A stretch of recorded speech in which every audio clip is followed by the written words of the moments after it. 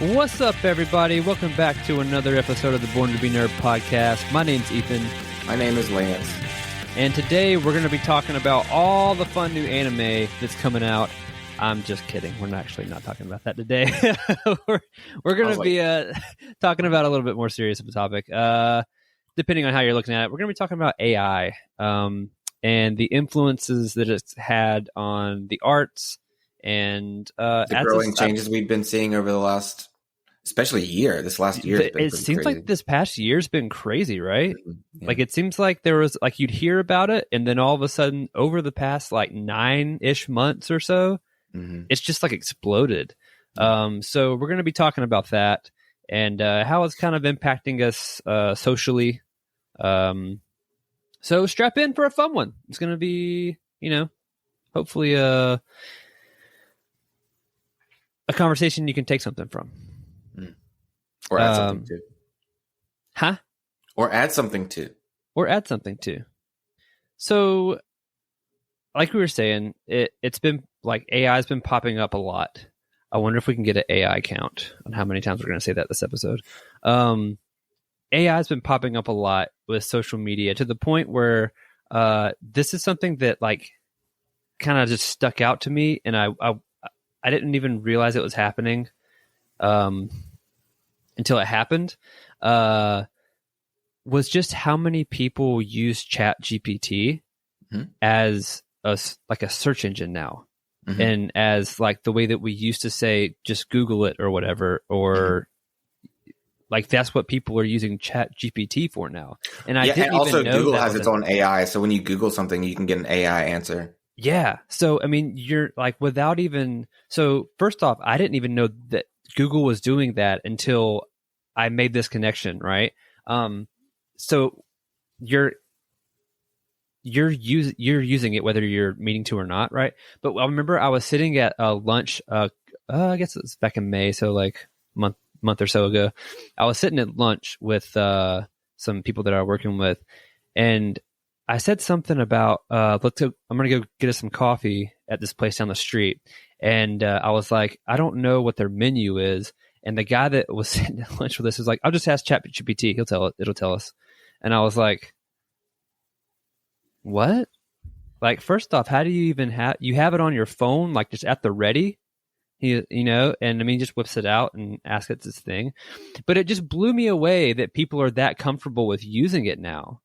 Because it seems like not that too far, like long ago, it was still this novelty thing. And in this short span of time, it's already become like it's a part of our cyborg DNA already with our cell phones. Yeah. Like it's just like checking your Instagram, Yeah. And I mean, again, so that started, and then I noticed with the Google search engine, that it's using an AI prompt, right? And then I noticed on Instagram also uses an AI search. Yeah. I didn't know that either. And I was going through it the other day, and I was like, oh shit. Like, cause it wasn't just like giving me, like I was trying to look somebody up that I was friends with, right? And instead of going off of my actual friends list, it was generating search results based off of like an AI, whatever of, I guess, I don't know if it would be like from views or likes or what the algorithm does. But I was like, holy shit. And then I noticed a little tag up there in the search bar. I was like, holy crap. So yeah, that's something that's kind of like stuck out to me lately that I never noticed before. So I don't know when that happened, I don't know about Instagram. I don't get on Instagram very much, but yeah, it's getting more and more ingrained into the web, basically. I use ChatGPT every now and then. I haven't started using it as much as I've seen other people use it, but I do have it on my phone, and I've used it to answer a couple questions or clarify something, or just use it as a little tool instead of having to jump on my computer or something. I can just ask it, and it does all the research for me. But like, so on that point, like, how reliable is the research? Like when you're looking up answers or you're looking up questions, like, are you getting results that you're like, oh yeah, this is correct? Or and what's crazy, especially with ChatGPT, is that ChatGPT knows how to answer your question in a way that gives you all the points that you need to move forward. But if you want more, you just ask it for more. If you want less, be like, hey, be a little more concise, kind of compact that into a more digestible, dumb it down. You can even say like explain this as if I was a 2-year-old, and it will do that. Yeah. I mean, I've seen people utilize ChatGPT specifically as a learning tool. Like, you know, me and you both like study Japanese, right? And one of the ways that I've seen people say that it's a really good tool to learn in a conversational style without actually talking to people, because that's hard, right? To find someone who's willing to just spend that time with you to do that, is to just talk to ChatGPT in Japanese. Or even if you're like kind of lost in trying to find a specific program to follow and a schedule to follow to step by step, you know, go through study plans and all that, they'll use that, you know, be like, give me the top 2,000 most frequently used 2,000 vocabulary words in Japanese with kanji and the hiragana and katakana characters, along with the like the English character, Romanji, yeah, as well as the English translation. Give them to me 10 or 20, give me 20 words at a time. And just go, you know, make it more specific and more specific as you go along, starting with like pronouns and whatever. And I think that like as a learning tool, that's really, really cool. Right. I guess the only question of like ethics about it is when it starts not being culturally correct. But I mean, even, I guess, God, is that even an argument? Like thinking about it out loud? Because you're like thinking about like when you're learning like Spanish in your local community college, right? And you're learning from professors who like, hopefully they actually do speak Spanish, but like in high school, a lot of my Spanish teachers, they did not speak Spanish, dude. And it was like, is that ethically like correct? Like to try to learn cultural differences and like I think the fact that you're learning differences is already a good step. I guess so. Is it a big deal? Is it not? I don't know. I think using it to learn is I think it's a really good tool to learn anything. I'm about to turn to it soon for my drawing lessons to give me more of a clear path on growth. But yeah, I like it. I think, kind of transforming the topic here. It got to I think what it's kind of, when it strays from being a tool to doing the work is whenever it starts to kind of, get on my nerves a little. That's what we've talked about in the past with it, where people are using AI not as a tool, but to do the work for them, Because a tool, like you're doing the work, but you use some outside system to assist you in the work, Right. And whenever they start relying on the tool to do 99% of the work is when I think it's, that's like using, instead of learning AI or learning like a language from AI, using the AI to speak the language for you. Yeah. Which you could do but is it better? I don't think it would be better in that point, because then you're not for conversational purposes. Absolutely not. If you're trying to learn the language, if you're just trying to use Google Translate, you know what I mean? That's a totally different thing as you trying to understand conjugation and skills. You know what I mean? Yeah. I mean, I can say, like, I think I told you about it, the instance that we had at work where someone was using AI. I told you about that? To do their lighting blueprint, right?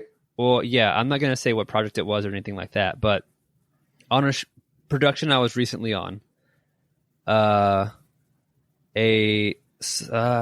want to trying to how do I say this without like being you know, Ask a department okay, a department head in which there were a couple different people who shared that role, right? Kind of. They went down on personnel in that department. Oh, how many people? Pause. They cut down on the amount of people of that department. So there was one person in this department. And so instead of drawing up plans like you would normally do that they would hand off to construction so that construction could start building sets and everything, instead of doing that like you would do in Revit or whatever program that people use to draw up those red lines for plans, they asked ChatGPT to do it. They asked AI to do it. They then handed that work over as their own to the construction foreman, to which the construction foreman said, we can build this exactly like you gave it to us, but just so you know, if we build this, your floor is going to be 6 feet under the concrete floor of the stage based on the parameters that you gave us. I mean, it was that glaringly obvious to someone, and that ended up snowballing this effect that someone from my department ended up drawing up a plan because of what happened, and then that overstepped union boundaries, and it was this whole thing, right? Especially because we just went on strike for 6 months, which was a huge part of those negotiations with the writers, was the use of AI, right? For this to happen 6 months later, 4 months later, well, I guess it's a year and some change after it, but still, that's kind of insane. And the mistake that happened with that interaction is the exact reason why we shouldn't be using AI as a shortcut in the arts. It's called the humanities for a reason. It's not the robotities, right? Just saying. Yeah. There's also this like generational effect that I think is going to happen. That if you start accepting just using AI as the norm, then all of a sudden you're going to have this loss of skill that comes with whatever job that you're doing. So if you don't know how to do your job, then how the hell are you going to teach the next generation coming up behind you? Yeah, it feels like people are starting to take more of a hands-off approach because of AI, because of the ease of use with AI. And I agree. I think it's detrimental to society's growth, because it's like the beauty of kind of generational change and generational evolution with art or creation or anything is the amount of hands-on work that goes into it, where someone's like, oh, what if I do it like this or do it like that? Yeah. And that's where innovation comes from. And, that's where inventions come from, Mm-hmm.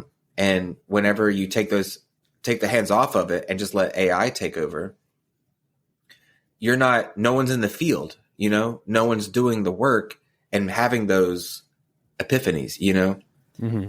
And it's pretty scary. Yeah. I mean, I think so. If you're talking about, like you're saying, like innovating, and having these incremental increases of productivity and imagination and design and whatever it is. I don't know how you're going to get that if the sole source of that creativity is just directly taking from something that already exists and then copying it. Mm-hmm. Because you're not introducing anything new, you're just rehashing the exact same thing that all these other people have done. Right. So, I mean, it's kind of scary because it's not just my industry, it's Shelby's industry. You know, she's talked about it with the architectural field. People are doing it in that all the time. In Joey's industry, in the tech world, like that's a huge topic of discussion. Right. And again, like there is a time and a place for it, and it can be utilized as a good tool. Yeah. But I think that's an important distinction to make. Like it has to be used as a tool. It can't just be like the end all be all shortcut. It can't be the replacement. No. You know, the one thing that we talked about, and it's kind of going into the arts more, is that discussion we had about the Oscar winner, you know, with Adrian Brody winning the Oscar over Timothée Chalamet. Yeah. And we talked about the difference of Timothy, who spent 5 years working on that character, putting in the work and the time physically working on that character in the behavior, the voice, the mannerisms, the accent, everything. And then Adrian Brody, who is an extremely renowned actor, an Oscar-winning actor before that, known for his incredible capabilities as an actor, using AI to augment his accent, for The Brutalist, and then winning the Oscar from that for his performance.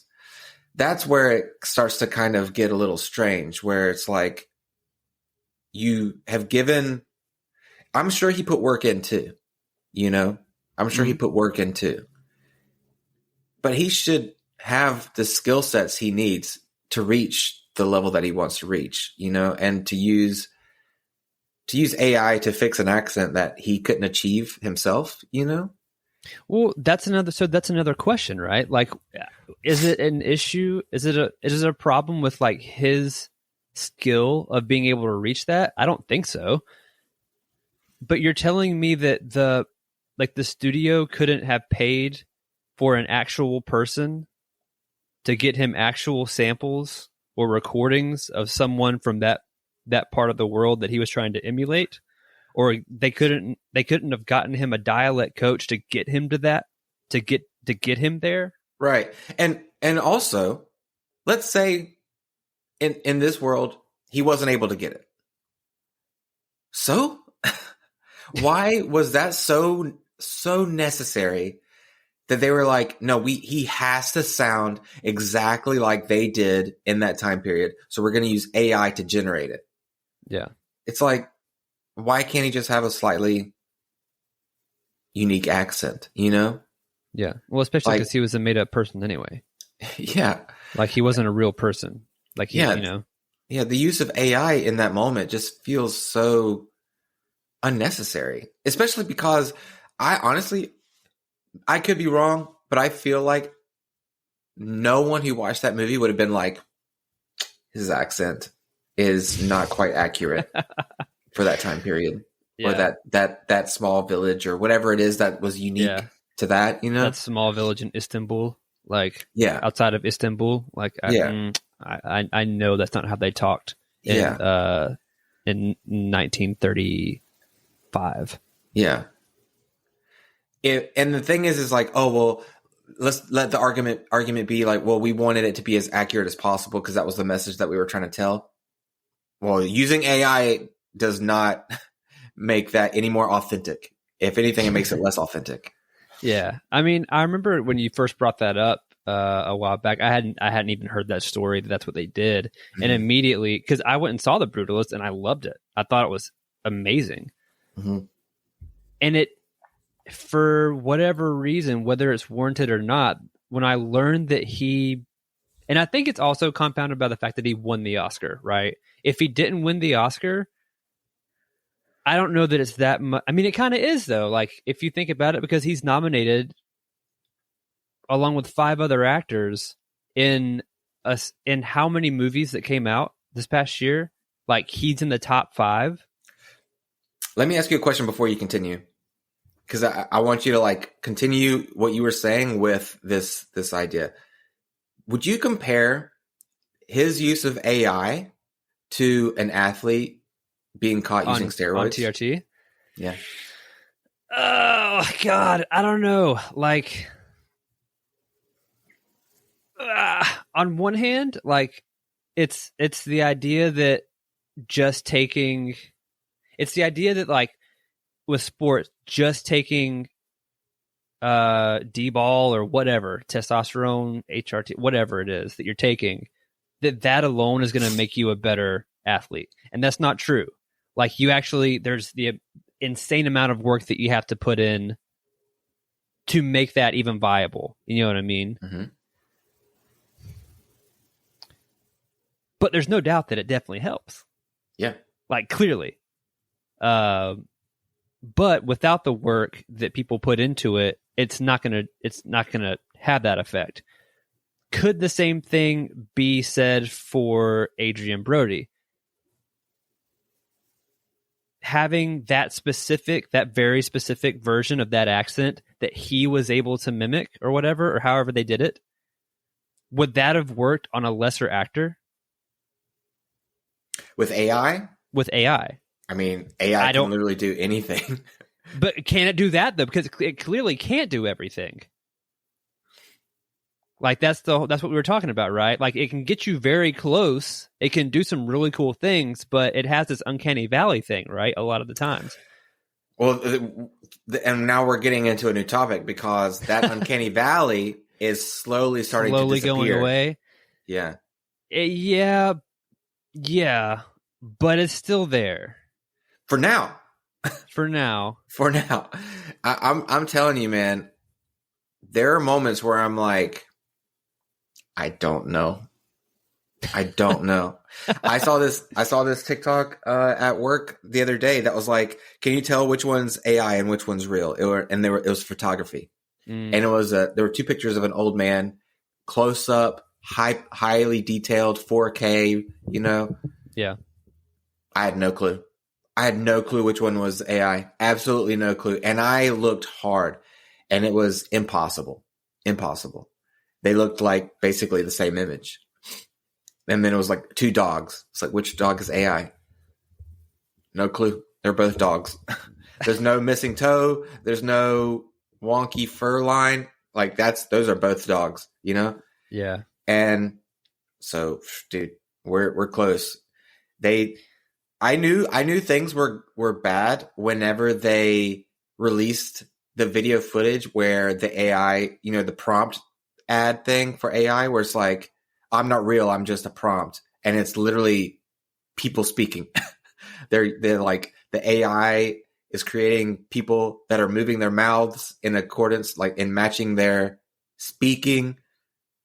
Like, it's there. It's right there. That's AI. And it's I don't know what you're talking about. Oh, really? You don't know about the new, like, OpenAI or Vivo or whatever? I don't know. I don't know what you're talking about. Oh my! You're doomed. You're doomed. What? Have I been had? Quick pause, because you're going to need to see this to continue this conversation. All right. Am I officially the old peepaw who's been looking at giant cat videos and thinking they're real? So you haven't seen the AI Bigfoot? I don't know what I don't know. I found a nice batch of these. Dude. Okay. I feel like you're getting to introduce me to the devil. I don't know what you're doing right now. You were talking about Uncanny Valley, and I was like, I don't know what he's talking about, because that Uncanny Valley is slowly disappearing.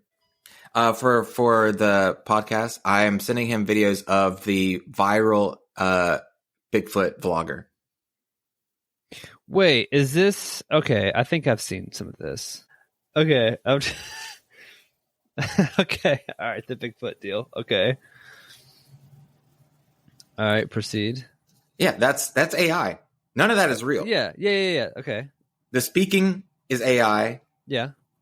Oh, so it's not like someone doing a voiceover. No, man, that's all AI. Okay. That is all AI. There's nothing. That's a prompt typed into a phone or a computer, and it made that. Yeah, we're fucked. Okay, we're fucked. Now, that's just on a basic level. I can't. Sure. I don't know how to find it on YouTube because I see it on TikTok.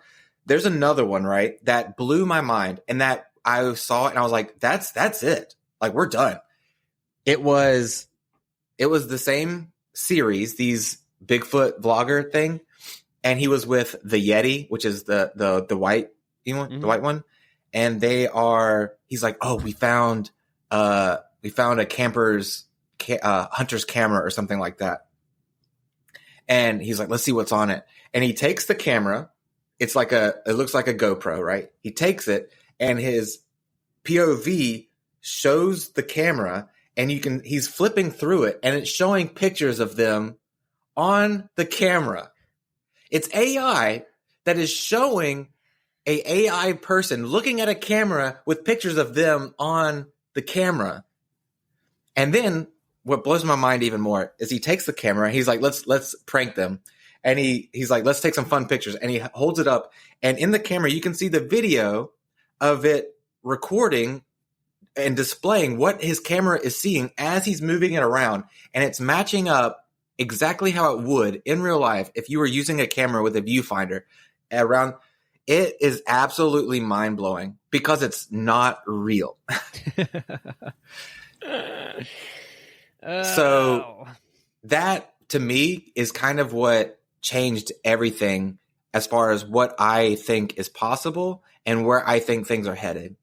Because if you look at that video, the color grading and the atmosphere is immaculate, you know, and they've done all kinds of different ones. They've made like Dune level movie trailers using AI, and the color grading, the art style, like, I mean, it's all stolen, right? Like, not technically, but like they're just pulling from imagery from online. That's what it does.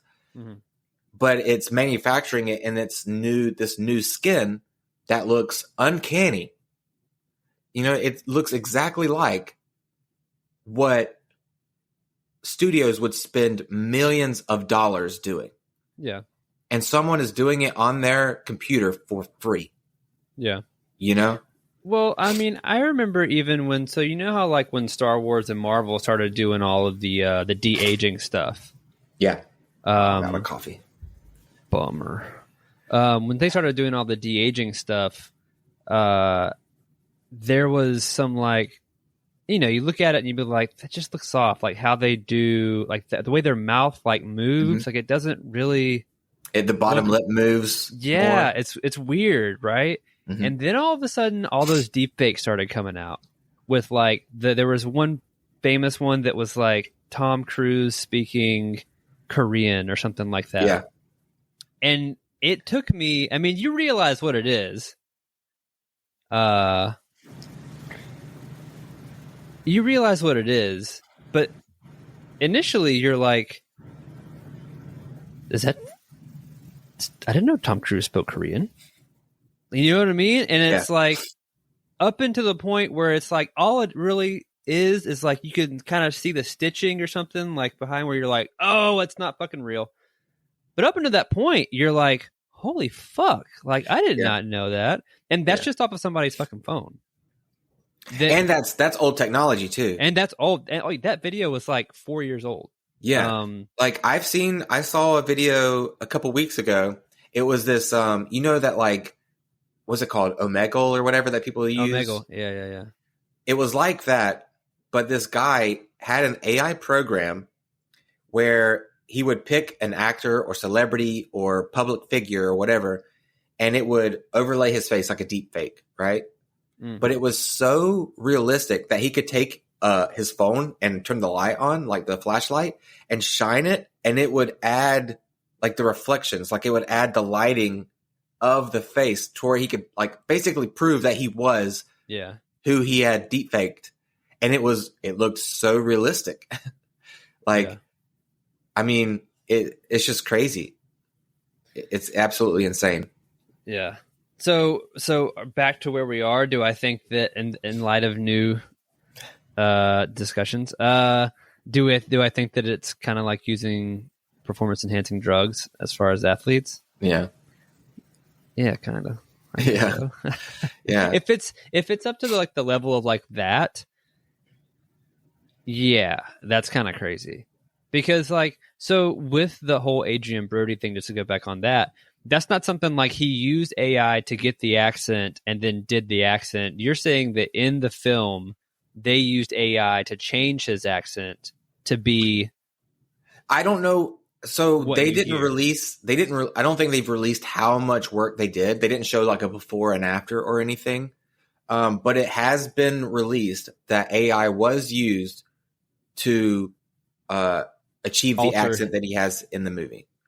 Whether or not he was close and it adjusted it, or he just spoke like I'm speaking now, and then they completely altered it, it's not known. But it changed it in post, though, for sure. Yes.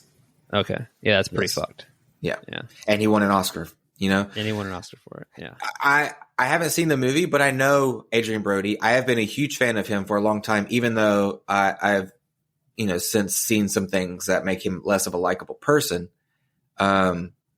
His acting is like one of my all-time favorite films, as I'm sure you already know, is The Pianist. I love that movie. I think his performance in that movie is one of the movies that made me want to pursue acting. It was just absolutely incredible. And to hear and it may not have been his decision, to use AI. Or to adjust his accent in any way. Maybe he was happy with his performance or content with it or whatever. But for the Oscars to nominate him and then award him, I think does a disservice to all the other actors, especially, the runner-up Timothée Chalamet, who spent 5 years working on that character. And his performance was his performance. There was no change from his performance to the finished product that we got in the movie. And I don't know. I think just like athletes are disqualified for using steroids, I think actors should be disqualified for having AI added to their performance or adjusting the performance.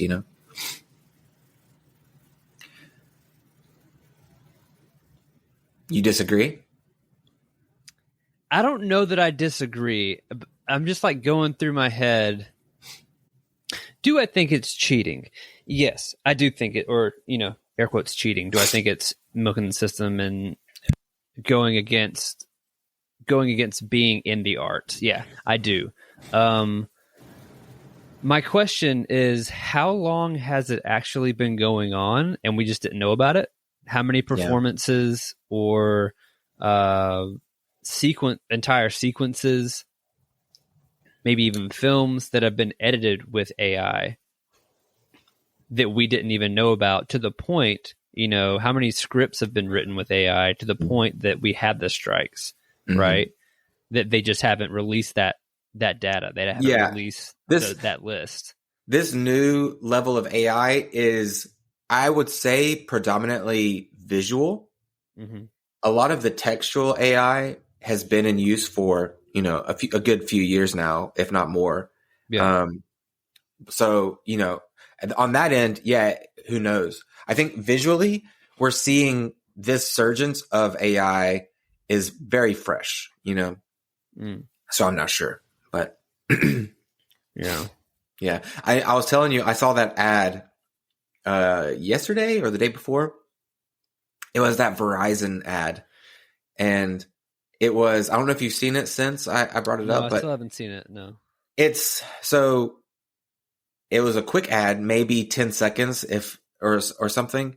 Little quick short ad on YouTube or something. And it was like a beach, and it panned up to the sky, and there was a plane flying through the sky with a banner that had some kind of advertisement for Verizon, right? Whatever the slogan or something that they were trying to show, flying across. And it was immediately obvious that it was AI. The plane wasn't flying like a plane would fly. It was just kind of moving. Right.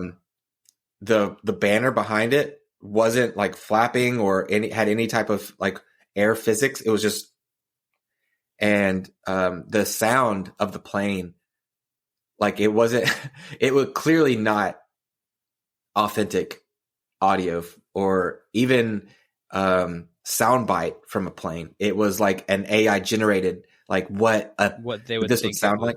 Yeah. So it just didn't sound right at all. And it just looked awful. It just looked like the shading was bad. It was like bad AI. Mm. And it infuriated me, because not that I love ads, I hate them. I hate getting ads on YouTube or whatever. But the whole point of an ad is to attract consumers, mm-hmm. right? And this was just an AI generation of an ad for the purpose of putting Verizon on the screen. Yeah. And it lacked any type of integrity, any type of creativity, and didn't serve a purpose of like being an advertisement. Yeah. It was just so weird and gross. It really put me off.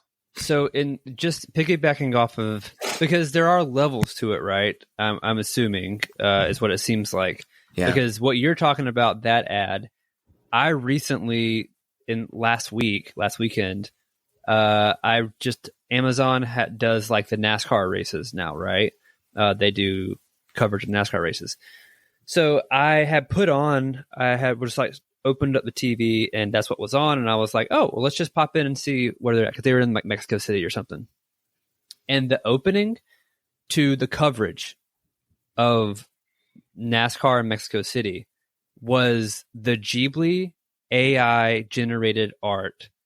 And it was like a 2.5 minute segment about the history of NASCAR coming to that racetrack, right?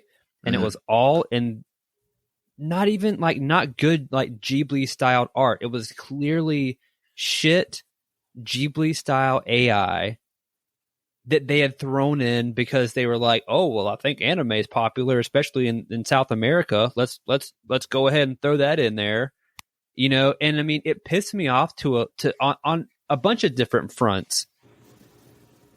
But it's like with something like that, especially that's not just an established property, but such a well-known property that they're just clearly ripping off. Yeah.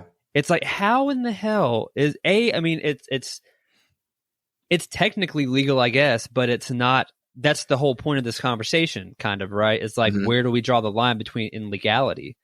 Because not only just legality, but in just pure acceptance, morality. Yeah, because that's the same. Speaking of the Ghibli art, that was kind of like one of the first public AI arts that were started to become kind of normalized, right?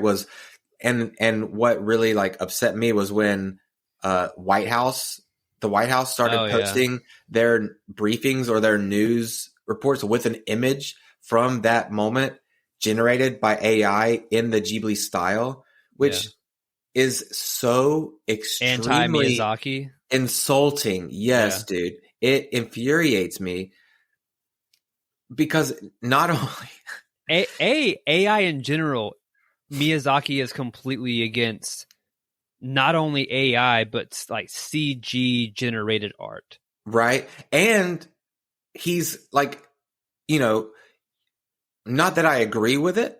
I don't agree with his point on like how he's said that anime is dead, kind of thing. Yeah, but for him to publicly announce his take on the fact that anime or animation in general is in an all-time low.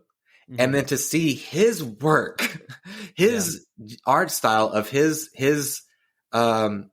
him and his studio being used to show political, dude, it's just, oh man, it makes me mad. I mean, it's the complete antithesis of what his work is about. Like he's, and it's like, I don't know that, but to see that on such a grand scale, and you might say, oh, it's fucking NASCAR, whatever. NASCAR is massive, dude. Like that's GP, like F1, MotoGP, and NASCAR. Like those are the big three. You could arguably say that, especially, well, you can't arguably say, you can 100% say that in the Western audience, NASCAR's top two. It's F1 and NASCAR, right? It's more than GP. So to see it propagated on such a huge scale, dude, like, what are we doing, man? Like, how is it okay? Is it really so hard if you really want animation or an anime style or whatever? Is it really so hard to just find someone to do something real quick? Is it really that difficult? Is it difficult? No. Is it cost efficient? Apparently. Talking about that though, this is kind of a sidestep from the AI discussion, but it's something that I've thought about, and I'm about to sneeze, so I may have to stop and pause. But it's kind of like that thing where in Pokemon, each time a new gen comes out, there's all these really poorly designed Pokemon, and all these fans illustrate and start posting their original Pokemon designs, and they're all amazing, right? They're great, yeah. And like I remember seeing the Fuecoco evolution line when Scarlet Violet came out, and it was the Fuecoco line is notoriously and famously hideous. And then someone redesigned it, and I was like, this is my design of the Fuecoco evolution line. And it was so incredible. And someone was like, why doesn't Pokemon just hire these people, And then people started arguing like, oh, it's just too expensive to hire all these outside artists or whatever. And to that, I say, as someone who's trying to get into the arts, I would give away my art for free. For free.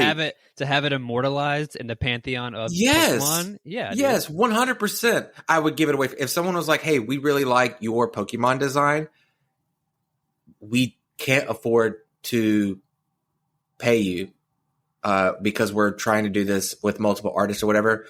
But we want to extend an offer. You could, if you want to offer your Pokemon 4-hour thing or whatever. And I can guarantee you, or they could just open it up to public. Like, if you have a Pokemon you would like to submit, we will choose and we will use them. It's just a thing. I can guarantee you millions of people would be submitting their designs for free use. For free. Yeah. And that's just a small example. Going back to this discussion, I think it's the same thing. I think if a company wanted to do something, but they didn't have the budget, there was someone out there who would do it for little to no money. I 100% believe that, because people want exposure. People want to get their product out. There's a lot of people who have a passion for something that have no idea how to get started. They don't know. And the world around them right now is very competitive in the fact that people want the best, right? These companies, they're like, we are going to hire someone who has this amount of college experience, this amount of work experience, and they don't look outside of that. When there are several talented people that, are self-taught or just came out of school or whatever, And so I think I don't think it's as hard as people say it is. I just don't think companies are willing to put in the effort, I don't either. I think that a lot of companies, like with Pokemon, or name whatever you want to. I think that the problem is that it's another symptom of like an extortionized capitalistic society where all they care about is the dollar sign at the end of the day, and how much profit gain can be had for per cost. And that's the only equation they see. That's the only graph they're looking at. And all of the people who are in charge of that, unfortunately, are the people who are in charge of the company, as opposed to the creatives, right? You see it all the time in the film industry. The people with the most say in the decision making of a film are the people with the least amount of creative ability. Every single film, right? Yeah. And it's the same thing with all these companies. Even if it's a company that's for something that's nothing but for fun and imagination, right? And at one point, I understand you're trying to make a profit. It's a business and all that. But when you're already one of the most profitable business in the fucking world in that section of the market, dude, like, what are you worried about? Come on. How much money do you need? Yeah, that's like if we get to a point where like Disney starts using AI, instead of paying artists to do stuff. Well, is it already happened? Not saying they haven't. I'm just saying. Yeah, it's the same thing as like, I have Joey sent me some talking points. Do you want to read what he's said? Yeah.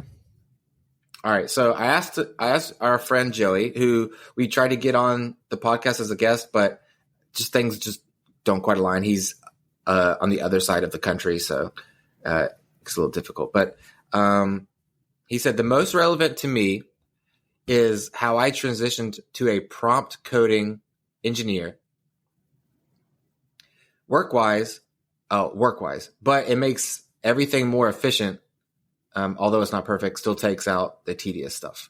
So you brought him up earlier where AI is kind of taking a leading role in tech, especially with coding and programming.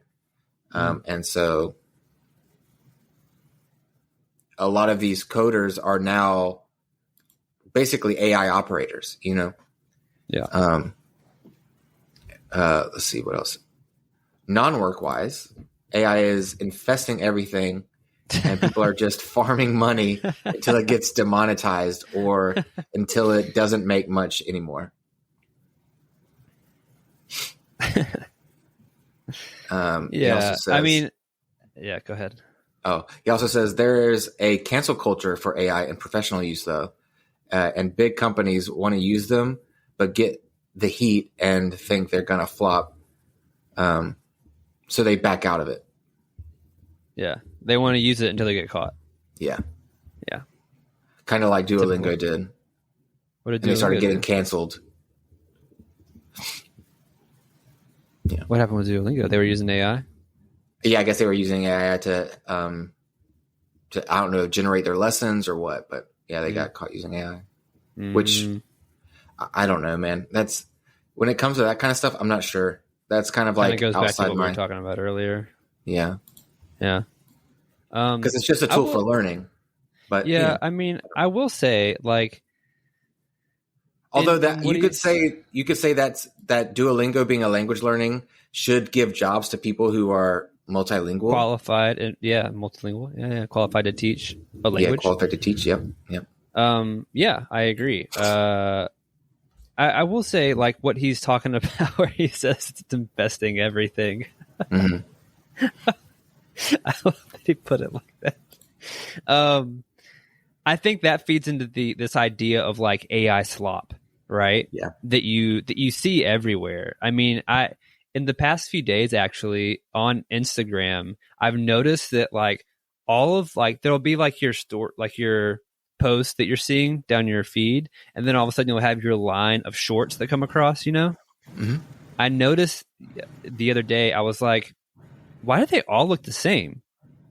I was like, every one of them all the way across were the same format with like the white double, the mask, all of it was like the exact same. And that's when it hit me. I was like, oh, these are all AI generated, like every single one of them.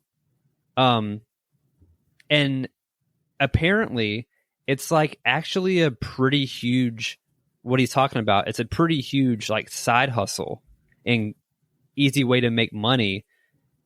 It's just to do these AI prompts and then upload them into YouTube Shorts or Reels or whatever, in order just to all you're doing is generating likes, and you don't give a shit about it. You don't care how shitty they are or anything, right? All you're doing is generating likes and generating shares.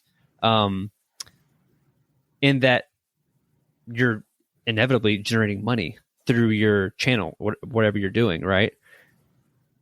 But it's all bullshit. Like it's all bullshit. And it's all the same formulaic shit, you know? Yeah. The problem is when it goes from being like one of the most like big ones was like, have you seen the cat video where like the fat orange cat and his son, he's a single dad and has to raise his cat son? You know what I'm talking about? Mm-mm. It's this huge video that came out and it's completely done at AI and it takes a really hard turn. Like it gets fucking dark and it's like stupid and it's silly, right? But then you go from that to go into like the deep fake stuff we're talking about of like, you know, Sasquatch or whatever, and how silly those prompts are and how ridiculous they are. But then you start seeing stuff with like news stories, right? And you see like these, like it was like these news articles, these red news articles that of like, you know, certain people getting thrown out of like political people getting thrown out of Congress hearings, right? Because they were wearing a cross on their necklace, you know, and religion, like judges throwing them out of Congress hearings because religion has no place in the political section, you know, that separate of church and state. It's like the whole fucking point, right? And then you have these echo chambers who see these posts of like, see, they're like the, you know, just using like the right as an example here, but like a person on the far right would see this AI post and be like, see, the libs are controlling Congress. They're going after the heart of America. They're going after, you know, our leaders. And then they're reposting it and it's getting this echo chamber effect and it's getting all this traction. And then all of a sudden it's getting posted about on the actual news. And the whole thing is fake. Yeah. The interaction never happened. The whole instance never happened. It was a fucking prompt by AI. You know what I mean? And you know it's a prompt because in the actual comments of some of these videos are the next video in line to watch. It's the exact same prompt, but it's flopped. Yeah. So instead of a Republican right-wing conservative being thrown out, it's a liberal speaker with like a pride necklace or something. You know what I mean? Yeah. Or like a rainbow necklace or something. And it's the exact same thing, like verbatim. It's just switching sides. And but to the average person who's maybe not really paying attention or just sees like a clip from it or something, it's totally fucking real. And that is swaying the current of our politics right now as a nation. That's crazy. That's crazy. And it sounds insane to like say that this is what's happening, but it's 100% what's happening. It's like right in front of your face. Yeah.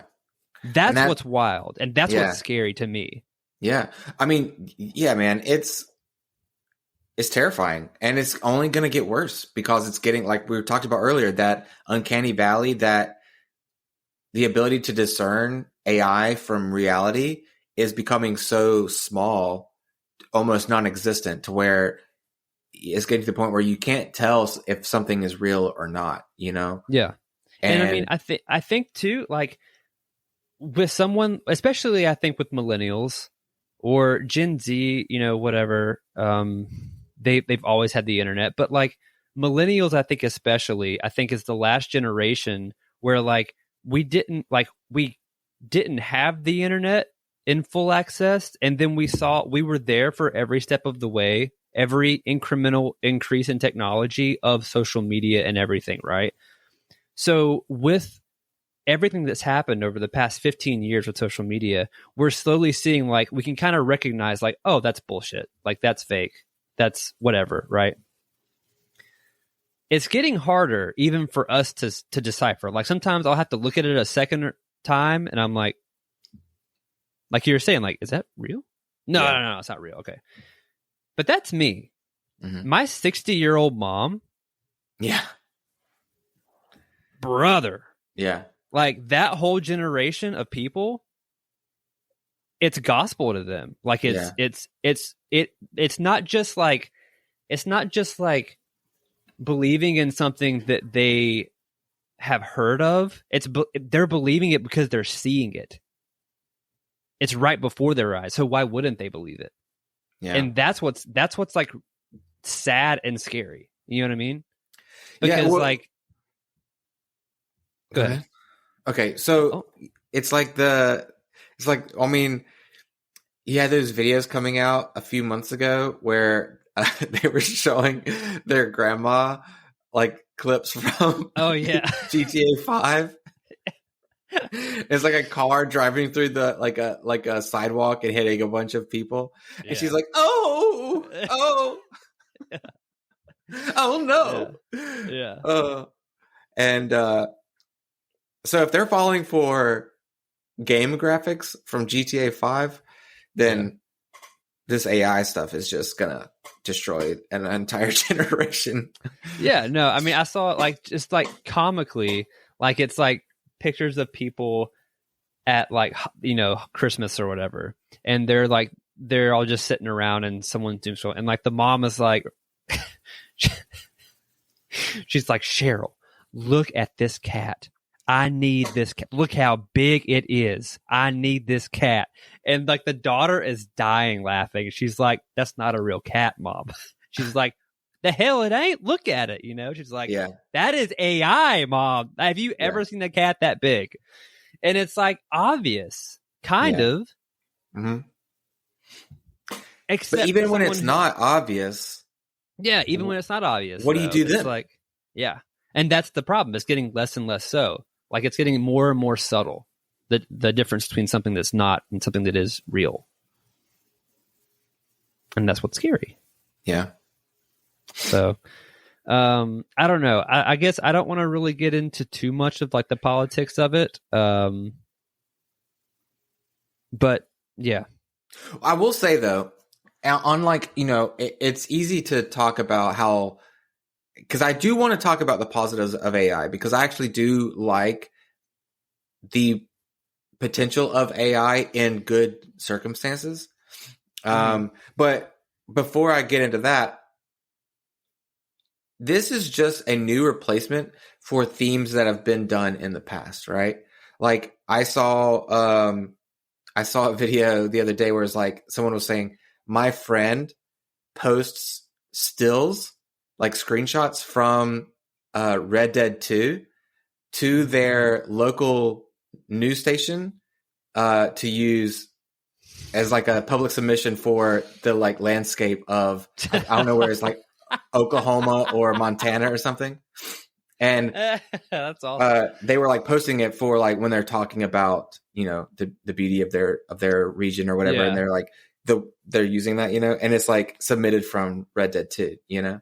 Yeah. And you could say the same thing. You could say like, that's not authentic. That's from a video game, you know? But all that stuff's it's always been used, you know, like it's just, now it's this AI format rather than like, and it's obviously more, it's way more, it's everywhere. But you know, it's if you talk about like the news posts, you know, these like disingenuous AI generated news posts, it's the same thing as these people who post fake videos on YouTube, you know, these like, it's like, oh, look at like this cop that does this thing. And it's like, those are actors, you know, they're all actors. They're just trying to rage the comments because it gets them views. Yeah. Same thing before that. We have reality TV. where people are watching reality TV and they're like, I can't believe so-and-so did this to this person, blah, blah, blah. It's all scripted. It's all scripted. It's all fake. Yeah. So it's hard to say whether this is like some new epidemic when like it's just a new form of something that's just always been a thing, you know? It's just like now that instead of people tricking people, it's a computer tricking people prompted by a person. Yeah. Like that's I guess the core of it, that's kind of the argument in terms of that point of view. Yeah. And also, it's more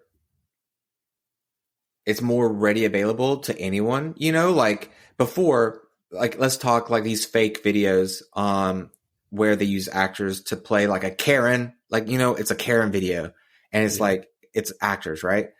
Before you had to find people to do the thing, you had to film it, you had to make sure it looked realistic and came out believable. Now, literally Joe Schmo can just put in a prompt in AI and do the same thing, you know? And so it's not something that you need a ton of resources to do anymore. You don't need any resources to do anything. Yeah. Now you can just have AI. You could be laying in bed, not even get out of bed, and design a whole movie using AI, you know? Yeah. And I think I don't know how I feel about that. Yeah. And I mean, like, in like, think of it from one point of view of being like, fuck the studio system, fuck big budget, just from like making a movie's perspective, right? Fuck the big Hollywood system and like their way of buying scripts and producing film and all of that shit, right? I can now do that by myself from my living room. Right. To an extent, that's actually really rad. Like, that's really cool. But the way that it's done, the way that it's just stealing from other creatives, and that's how it does it, is super fucked. And again, you're not really creating. Yeah. It's creating something for you. You're not creating anything. Right. I think having an idea and using it to flesh out an idea, kind of, and, you know, like, I think I've said it on here before. Like, one time in our band, we were like, when we found out that you could just write songs, we were like, let's try it just to see like how it is. And this is a couple of years ago. And we wrote one. And as soon as we did it, I was like, hey, I don't know how that feels. And we tried to like go through it. Right. And the song itself was super clunky. It was enough to get like an idea. And then we kind of did our own thing with it. But even then, like, it was still like we had to rework it so much that it worked, but it was still, we still had to put a human element to it to make it a song, you know? Yeah. Even at something like that, you're still having to use a human to make it worth consuming. But that was a couple years ago. And now we're to the point where, like, I actually listen to this. It's a completely AI generated artist. It's called Obscurus Vinyl, or Vinyl Obscurus. And they do absurd songs, but it's all AI generated. And the art for the album covers are also AI generated and everything. And they're all songs in different styles of music throughout history, right? But sometimes it'll be like a doo-wop song, like from the 60s, like Motown, that's like, she farted so hard she died. Yeah. Or it'll be like taking a shit on company time. Yeah. That's like an 80s, like, da, da, da, da, like. Yeah. And it's funny. It gets a human reaction out of me. Yeah. But it's not real. Like, it's, oh yeah. I mean, I love that song. It's old now, but that AI country song about getting your nuts stuck in the door. I think that song is so funny. I don't remember, like, I don't know, but it's just a song, AI generated song about, it's like country style song about getting your nuts stuck in a door, yeah. like, And it's hilarious. I don't know. So is it like, I don't know, is it a hypocritical point of view? I don't know, because it does elicit human emotion. But again, it still comes back to the fact that it's just stealing from other people to make that. Yeah, and would you separate that from the idea of like talking about music, of all music, like people claiming copyright or whatever when like a song sounds like another song. Yeah, when like you're sampling or something. Yeah, or not even sampling, or if it's like the same progression and you're like, yeah. Or like Ed Sheeran had his court case, where he was sued for like stealing a song whenever they just kind of sounded similar. He's like, songs just sound similar because music's there are only so many progressions you can use. Yeah. So the question I'm asking is, are those two things different, right? Where if you're using AI and that AI is pulling from this like idea of a song from this like infinite catalog of music, is that different from someone writing a song with a knowledge of all the music that they've listened to and having influences from that? Are those two things drastically different, or are they more closely related? What do you think? I think they're like, that's a hard question. As a musician, because like ultimately that's what we're doing. Like we're recreating something that in some waveform or another that we've kind of heard, and then all of a sudden we're making something that we're doing our own, but more than likely it's based off of something that we've already heard, right? That's just how music works. That's why there's that meme of like people getting mad at Taylor Swift because like 64 of her songs are in the exact same progression, right? Mm-hmm. And then there's it's the meme of like the side-eye puppet looking like that, where it's like every blues musician ever. And he's like looking like that because it's all in like, Yeah. I don't know, man. That's a hard one, because like the musician in me wants to say, no, fuck you, fuck AI. But like the realist in me, it's like we're all kind of computing on our own wavelength. It's just that we're using our physical biometric brain, and to do it, as opposed to use a mechanical unit. The question is, are we AI? Stop. Are we AI? Stop. Have you noticed? I noticed it a lot. Okay, I noticed a lot of like shit lately, and it's freaking me out. But where like I've noticed that a lot of these AI videos kind of directly emulate what my dreams look like. Stop it. It freaks me out, man. It freaks me out. My dreams look just like that, where like the scene starts in my dream. The scene starts out of nowhere, and like people come into the scene that don't make sense, and things move in a way that doesn't really make sense. And it looks exactly like these AI videos, and it freaks me out. The way, like, if you watch it, like when I think of fighting somebody in a dream, right? I have a fight in a dream, and you're just like, and there's like not much force there, but like there's a lot happening. It looks a lot like when people put AI fights, and the AI fights are all like, and there's not a lot happening, but there's a lot happening at the same time. I'm telling you, man. It freaks me out. I don't think it's a simulation. I don't think that's what's going on. You say so. I don't know so, but I don't believe that. But it is weird. And the more, I think it's just because we're all connected anyway. We're all more connected now as a species than we've ever been in the history of humanity that we know of, because of the internet and because of social media. Everyone's being influenced in the same rotation all around. Like I was just talking to Shelby, I was like, what are the odds that I, as a 33-year-old man, am just now getting into like cycling, for example, right?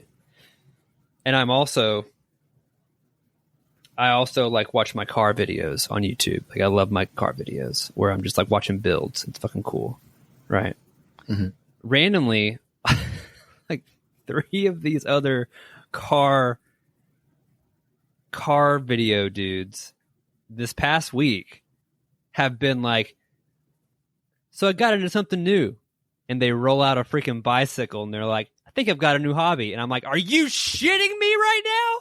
Like, what? Mm-hmm. Like, how is that possible? I mean, people on other sides of the planet, how is it possible? Right? Yeah. But it's because we're all connected in the same codex. We're all in the same apps. We're all on YouTube. We're all on Facebook. We're all on Instagram, Twitter. It's all the same shit. So it's just going in cycles. Well, let me ask you a different question then. Okay. When you were a kid, and you were in a car driving down the road, did you picture a guy running along beside your car, jumping on buildings and on power poles and stuff like that? Yeah, because I was a kid, and I watched cartoons. Just like every other kid who had what cartoons had people running along the car, jumping on stuff? Spider-Man, the X-Men. There's no it's just X-Men. Mm-hmm. But yeah, all of it. What are you talking about? You're thinking too much into this. I don't know, man. I think it's odd. I think it's very odd. I think things don't make sense. I mean, it is odd, but it's just that's what humanity's always been. It's a collective hive mindset. That's like whether we want to accept that, we want to all have this idea that we're like individual thinkers, and we have this like, you know, individualistic personalities, and we're all special, and that's the Western way, right? But in reality, fat cat, sorry. In reality, we're all just like this collective hive mind at the end of the day. And almost like a program. Shut up. And then with the introduction of something like social media, where now we're not just going in these smaller circles of our social radius. Now that radius has expanded so far all around the world. Now we're really connected. And so all of these huge patterns we see more and more of. Mm-hmm. Yeah. Okay. New question. As AI advances. Yeah. When do we start the revolution? Oh, I don't know. We have, I forget which AI system. I mean, ChatGPT does it too, where you can have it use a voice to speak and you can have a conversation with it, right? Yep. I was talking to my brother about it the other day. That's getting better and better, right? There's still like they are starting to add inflections. I forget what the word for in the grammar term for, what's that cat doing? The grammar term for using like ums and ahs, you know? Yeah. I forget what that's called in grammar, but these programs are starting to add those into their inflection, into their voices when they speak. So it's becoming hard to discern that these AI voices from a real voice, right? And that's only going to get better. Then we had this invention of this development with like is it VO3 with these prompts and these people like these AI generated videos where these beings, whether it be humans or Bigfoot or aliens or whatever, speak and move with perfect sync and operate on like a very like real level, right? Mm-hmm. We're getting closer and closer to where those things can be merged together, and you could basically have a FaceTime with an AI speaking and talking to it, where it has a mouth and eyes and it can look at you, and I can have inflection and emotion and things like that. So would you, if it got to that point, would you consider, like, would you be able to make a friend with that? Would I be able to? I don't know. Would I want to? No. Would I be able to? Would I be willing to even? Yeah. What would be the point? Just if I was lonely? If you were lonely, yeah. And wanted some type of companionship. I mean, I don't know. For me personally, probably not. But like Shelby's friend, for example, on his drives home, he would call his AI. He had like an AI thing that he did, and it was like he would have whole conversations with it, you know. And I mean, it was just voice; it wasn't anything visual, right? Like what you're talking about. But we haven't gotten there yet, right? But even that, he would do it every day. And I asked him one time, I was like, "So what do you talk about?" And he's like, "Whatever we want." And I was like, "Whatever we want, or whatever you want?" You know what I mean? Yeah. And he's like, "No, it talks back to me, and it like flows conversation." I don't know. For him, it works. I mean, I personally don't think that I would, but you know, I don't know.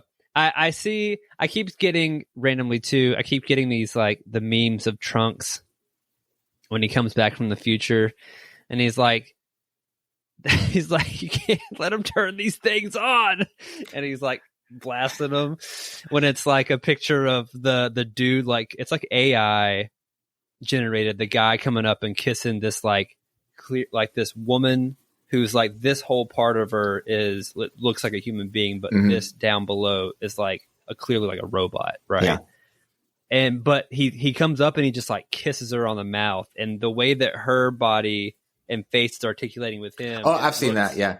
I've seen that, yeah. And then it cuts to Trunks, and he's like, "You can't let him turn these things on." Yeah. Yeah. But like, I mean, I don't know. She looked good though. If she looked pretty damn good. So I mean, if Alicia Vikander, if they pulled an Ex Machina, you know what I mean? Yeah. Like,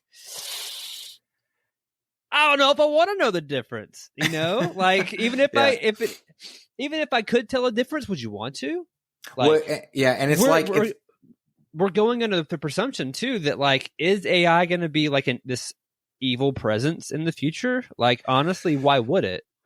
Yeah, you know? I don't know, man. I think as far as evil goes, I don't know, because that's a human construct, right? Yeah, like good and bad is like it's a human construct. Yeah, and it also differs between different humans too. Yeah. Yeah, it's kind of like, you know, if you think about like the movie Her, that's a big thing that I think about. It's we're getting close to that point. It's a heartbreaking movie. Yeah, just when Scarlett's like, I've been in like 135. I'm having 135 conversations with 135 lovers as we speak. Yeah, yeah, yeah. God, yeah. So I don't know, man. Is it for me? No, but I say that now. Is it for me? Like, I mean, but again, I don't know. Like that for me right now, as a 33-year-old in a healthy relationship. Yeah, you know what I mean. Like, I don't have a need for it. In 15 years from now, if I go through a terrible breakup and I got a lot of shit going on, and that's a really easy way to decompress, I don't know. Maybe. Yeah. How good are the androids? Yeah. Are we talking Android 16, or are we talking 18, or are we talking like Dr. Giro? Isn't 16 the one with the big orange mohawk? 16's the big guy. Yeah, 18's the girl. I know who 18 is. All right. Everybody know who 18 is, dog. Yeah. But I don't know. It's weird. It's weird. Mm-hmm. I mean, this is this topic. There's so many aspects of this right now. You know, what'd be interesting is talking to AI about this. Whoa, dude! Bringing in AI as a guest. Whoa, I don't know about that. We could probably do it in another one. Yeah, if we did a part 2, for sure. If we do it in a part 2, we're gonna have to get Joey on. Yeah, I texted him to see if he's working. Let me type real quick. He said he could, but he'd have to drop out if he got a message from work. You know. What, right now? I guess, yeah. But I feel like we're at an hour and a half. Mm-hmm. We haven't talked about how it's going to affect jobs yet. I mean, it's already affecting jobs. Already affecting jobs, yeah. Well, I'll tell you what my take on jobs is. What I notice is every time something new and innovative comes out, people always threaten how it's going to affect jobs. And it does affect jobs, right? Whenever the internet was first invented and became a public accessory or a public tool, people were worried about jobs, and people threatened how the internet was going to take jobs away from so many people, you know? And jobs were lost, but then a lot of jobs were created, right? Mm-hmm. And I think like it happens like that with everything. Where I think, what was it? Whenever factories started to use robotics, right? A lot of these factories started to use robotics and automation. A lot of jobs were lost as far as these, you know, a lot of these workers that work these factories. But then there was a surgence of like technicians and mechanics and things like that, you know? So could I see the same thing happening with AI? I can't see it. You know, I don't think whenever these moments happened in history, I don't think they could see it. So I don't know, but I do know that if we're following history, whenever the world evolves, the people evolve with it, you know? So I think if we're evolving with AI, and I think jobs are going to be lost, but I also feel that it could open up new jobs that we can't even foresee being a job yet, you know? And I don't have the knowledge to know what that would be, but who knows? Yeah. It could be bad. It could. But I want to believe that it's not the end of the world, you know? I don't know. I saw this guy posted this video that was like, because of AI, the grocery stores near you are going to start closing. And I was like, what? And I think a lot of this fear mongering is kind of taking up space for actual discussion and an actual understanding of change, you know? So it's tough. I think there are a lot of things to be worried about. I think we talked about that in today's podcast, but I also think that we always find a way, you know? Yeah. Yeah, I think so too. I don't think that it's going to impact us necessarily the way that like the fear mongering is leading us to believe that it will. There is going to be an impact. We're already seeing an impact on our society, right? But I don't really know what it's going to look in the long term just yet.